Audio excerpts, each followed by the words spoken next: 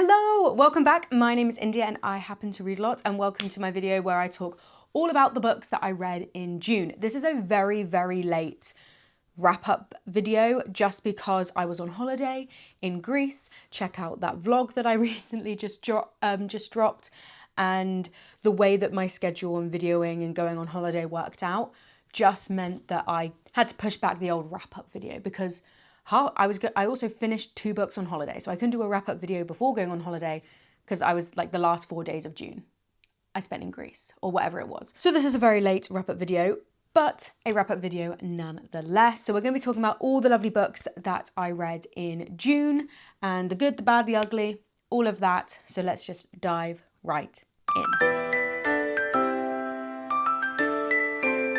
So as per usual, if you've not seen my video before, you won't know this, but if you've watched many of these, you'll know that I like to rate my books from the worst rated books all the way to the top, ending the video on a very nice high positive note. So the first book we're going to talk about is Shift. This was a DNF and my first NetGalley read. So I've read loads of books through NetGalley, but I created a new NetGalley account separate from my bookseller NetGalley account, and I wanted to start a fresh, new content creator, India Reads a Lot NetGalley account to focus, and also starting from scratch and trying to make sure I stay on top of my NetGalley reads. So we started off really, really strong with the DNF. I mean, I say DNF, I would skip a couple of chapters, read a couple of chapters, skip a couple of chapters. So it technically is a DNF because I didn't finish the whole thing, but I did get to the end. So Shift is a police thriller following a detective who is trying to solve the murder of this man in this like decrepit house on the edge of this coastal town. Murder seems to have a connection to a mysterious cult that presumably, allegedly heals people who are terminally ill. And it happened with this detective's sister, and he is basically trying to find out more information about this cult and how they managed to do it. In theory, really, really interesting. Oh my God, let me bring you closer. I feel like you're too far away. In theory, really, really interesting. The issue for me was I felt that the pacing was too rushed. We never really sat with a moment with the characters. We were literally moving from plot point to plot point, from story beat to story beat. And I also found the writing style to be very like basic level. I didn't feel like it grabbed me in any way. It was like, he did this, he did that. A lot of telling me how the character feels without showing me how the character feels. I actually think it would make a really, really good movie or TV show because I think the plot's really, really interesting. It's just, I don't think the author's writing ability was that strong, unfortunately. Then we have my 2-star read of the month. This is She Walks at Night by Seishi Yokomizo. This is about the 7th or 8th book in the English translated copies of Seishi Yokomizo's work. And I've mentioned this every time I read this man's books, I have such a up and down roller coaster relationship with Seishi Yokomizo. Some of his books are like some of the best classic crime books I've ever read. And then some of these books, like this one, are really incredibly just underwhelming, disappointing, or just not that engaging to read. And I'm still trying to figure out, is it because it's a classic? Is it because maybe the nature of the translation? I don't know. But this was really sad because this one was like, sounded super, super interesting to me. And I always find his shorter books tend to be more engaging for me.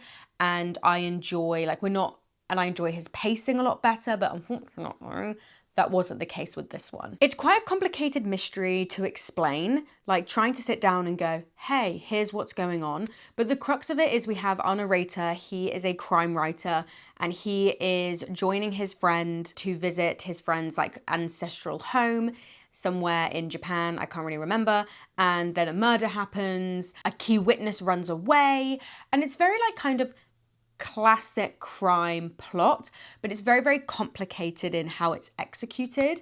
One of the big things for me that probably would have made me enjoy it more was the fact that I think it didn't need to be part of the Keisuke Kindaichi or Kindaichi series. I would have preferred it as a standalone rather than it being part of a wider series with a set detective. It falls into the same pitfalls that Agatha Christie falls in quite a lot, which is our main detective, Keisuke Kindaichi, does not turn up until about halfway through the book and then kind of doesn't really do anything apart from reveal some plot points. Like the majority of the book, we're in the point of view of our narrator and he's trying to solve this mystery.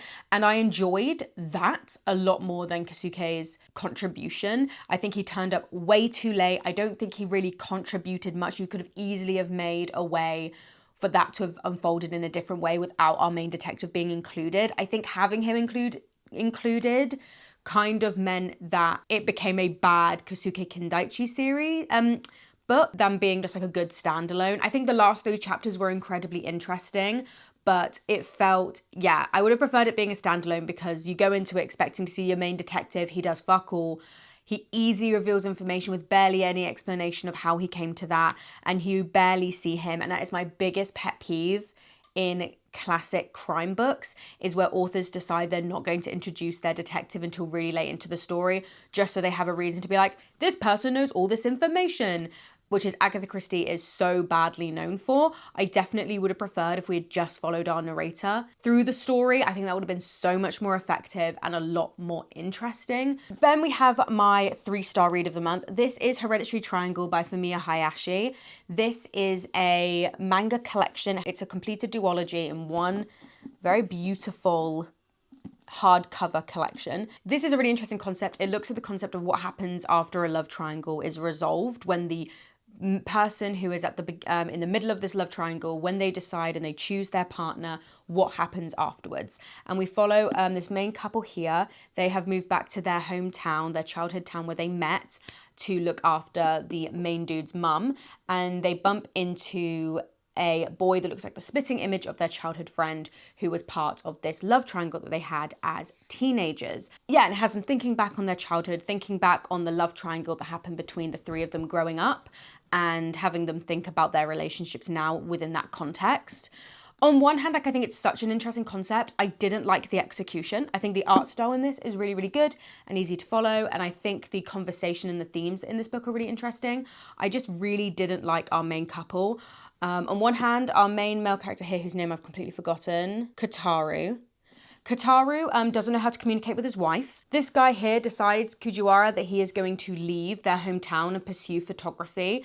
And then these two end up like getting married and all of that. And our main guy, Kataru, has this kind of constant underlying feeling of thinking that his wife only married him because Kujiwara left. And while I completely understand, like, that's such an interesting concept to approach to a book, all of this could have been solved if Kataru had just like sent a letter to Kujiwara to answer some questions he had of why he left, speaking to his wife and being like, hey, I've kind of had this little bit of anxiety about why you ended up choosing me. And she could have reassured him and be like, I chose you because I love you. Kujiwara is a great guy. We're really good friends. And I'm like, feel very like affectionate towards him, but not in that way. Like, it's platonic love. All of that would have been so easy if Kataru had just communicated his anxieties and his worries to the people that he's supposed to feel safe around. He doesn't do that. So what we get is a lot of angst for no fucking reason.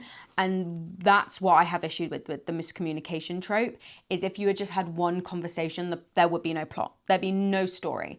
And especially the fact that these characters are in their like 30s, I'm thinking, and they've been together since they were like 17 or 18. There's a lot of discussion that could be had here. A lot of time to discuss this. So that's what I found the most frustrating. I thought, yeah, the art style was good. I liked the ideas in the book. But the entire time I'm like, just communicate and we wouldn't be here. Then we go to my 4 and 4.5 star reads. Starting off with my 4 stars, we have all 3 volumes in the Summer Hikaru Died series by Mokumokuren. This is a contemporary horror series following our main character, Yoshiki. I always forget names. Following our main character, Yoshiki, this is what he looks like. Yoshiki has a best mate called Hikaru. One day, Hikaru goes up to this weird, creepy mountain that sits behind their, what am I trying to say? Country village. And then Hikaru comes back, but he's not Hikaru anymore. It's this weird entity that has kind of possessed Hikaru's body in a way and is moving around as Hikaru, but it's no longer Hikaru. And you learn that very quickly in the volume. And it's about how Yoshiki is kind of desperately holding on to his best friend. And it seems to be that there is a not good thing, that an entity from the mountains has come out into the real world in Hikaru's body. I've heard amazing things, like loads of people talk about the anime. My friend Jonathan has been reading these and has said they're really, really good. I really, really liked it. I'm at this point with it, like I gave them, as I said, all 4 stars. I think the characters are really interesting. I do want a little bit more plot. There seems to be this thing going on at the moment that this entity that has left the mountain and the creepy woods at the base of the mountain and is now in the village is going to be the beginning of a lot of catastrophes, and I'm really looking forward to delving into that and what that means for the village. One of the big key things is the very obvious romantic connection between Hikaru and Yoshiki. In this, it's very obvious that there was some kind of romantic connection between the two of them, and you're kind of learning more about the nature of their relationship, that it's more than friendship. Also, Yoshiki's connection to Hikaru and his romantic connection to Hikaru when it's monstrous Hikaru, not human Hikaru, if that makes sense. And all the complicated feelings that comes with Yoshiki, who has an understanding that this monster shouldn't be in his best friend's body, but he can't stay away from Hikaru because it is his love. Does that make sense? And I did go into it thinking a lot of it was going to be subtext. It is very much in the text. I'm looking forward and I really want that to be unpacked more, and I want a little bit more plot. At the moment, we're very early stages with what's going on with like the plot and their relationship. I just want more. I want more of everything. Then my 4.5 star, we have One Dark Window by Rachel Gillig. I read this for book group, which I did not go to because I was on holiday. If I was to think of romantasy, one of the key books that would pop into my head when talking about romantasy is this book. This is an incredibly popular romantasy.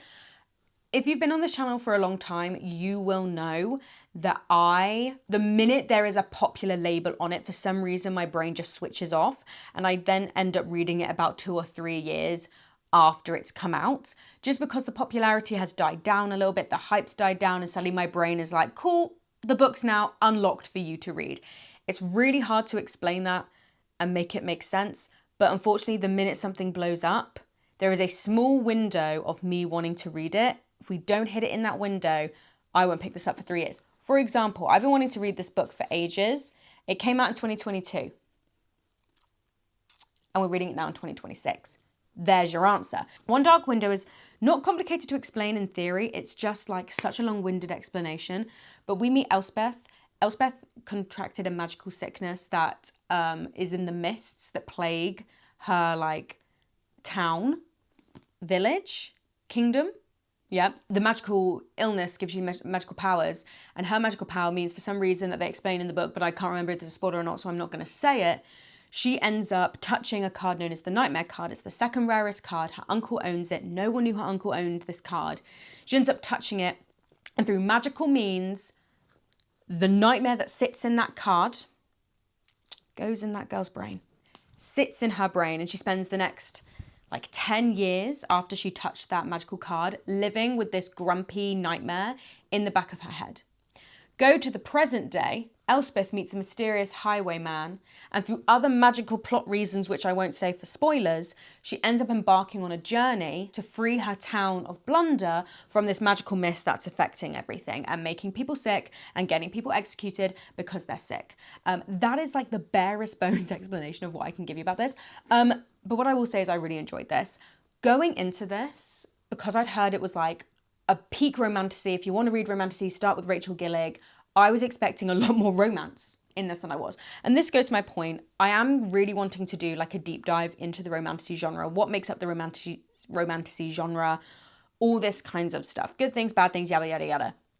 What threw me off with reading One Dark Window was the fact that I was expecting a very equal balance of romance and fantasy, or if anything, more of a leaning into the romance, because that's how I view romantasy. It's either completely equal, balanced out fantasy and romance, or it's more romance leaning.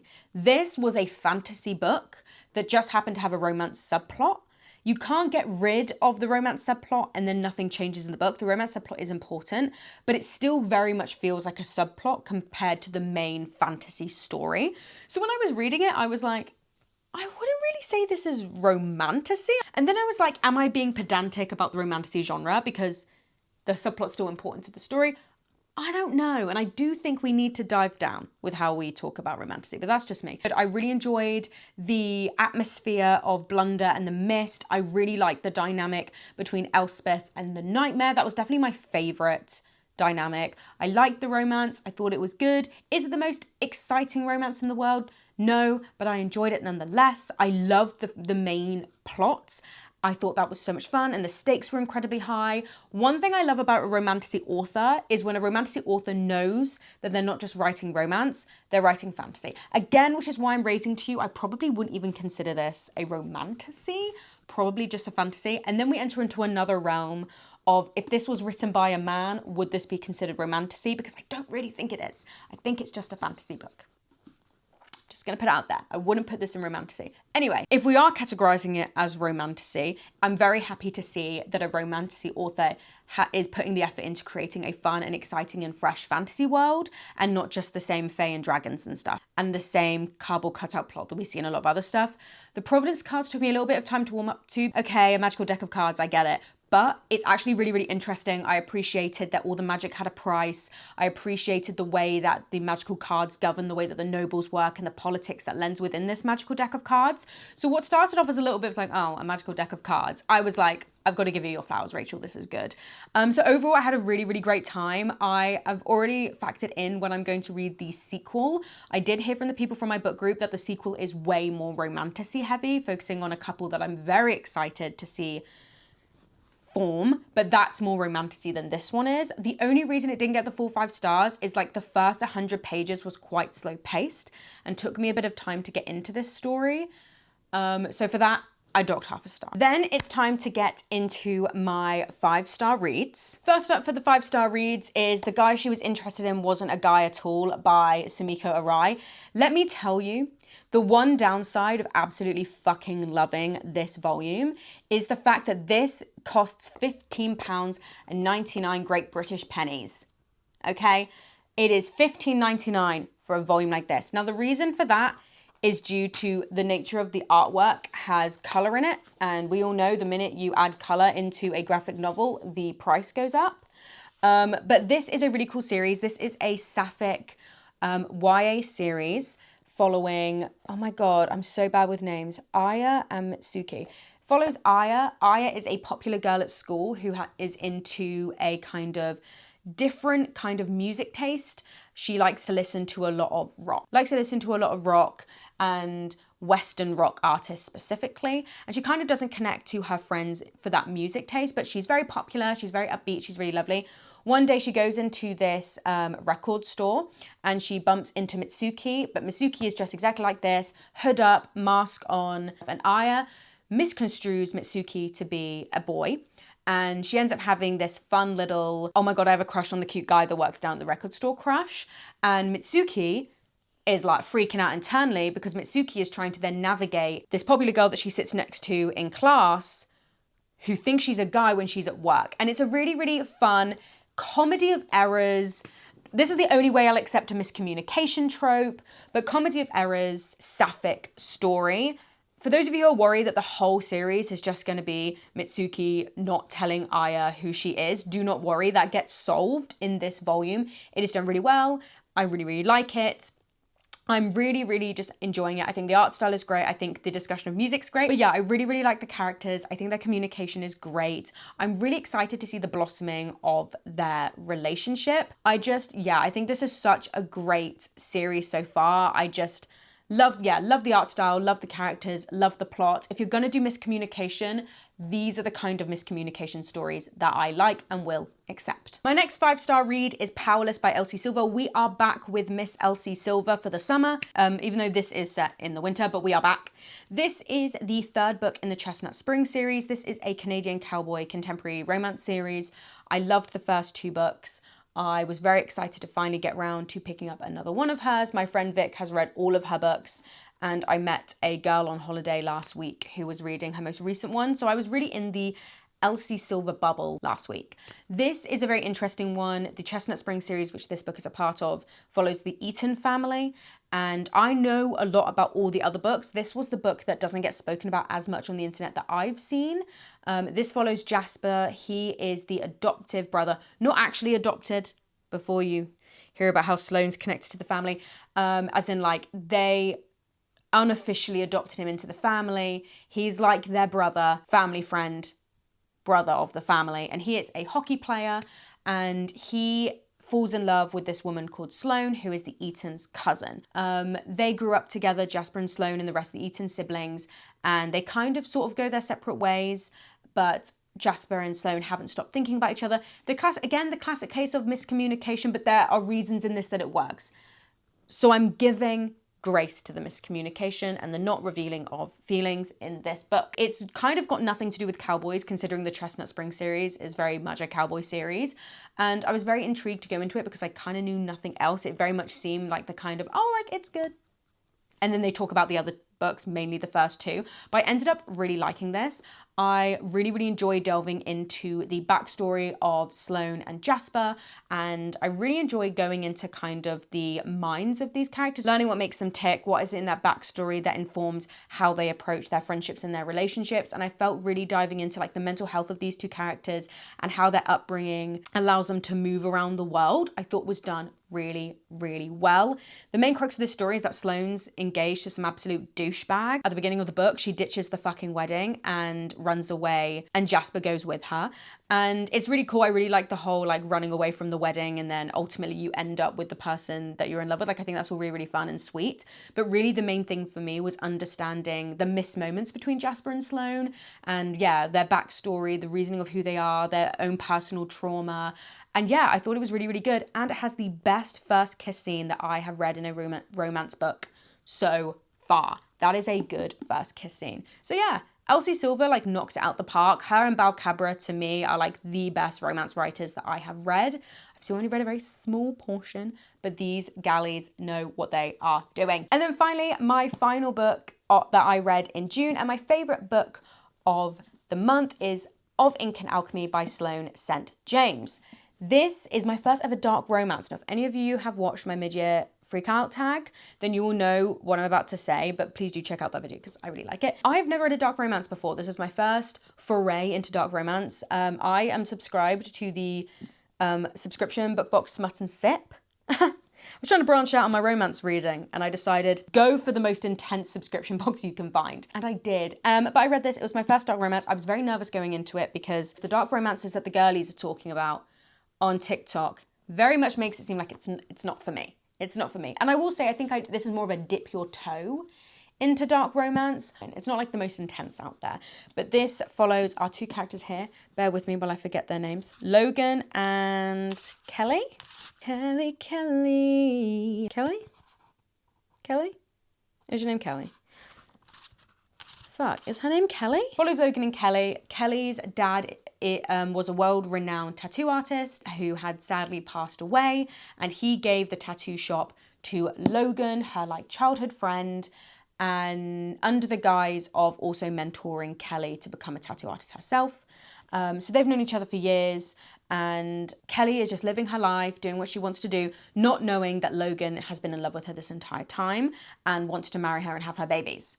Kelly's doing her own thing. Logan is just watching from the sidelines and basically makes a deal to himself. Once she's ready to marry, that is my time to be in her life romantically. And that's where we meet her at the beginning of the book. She's dating this incredibly boring guy, and Logan's like, fuck that guy, date me. Except for he doesn't really say that because it's a fucking dark romance, and it would be a contemporary romance if he said that. No, he likes to go about it in the only way I can describe as a dark romance way. Certain elements in this book, I'm like, cool, I don't think that's that bad. I don't think that deserves a dark romance thing. Then there are other elements in this book where I'm like, that's why you're called a dark romance, because that is a jump scare.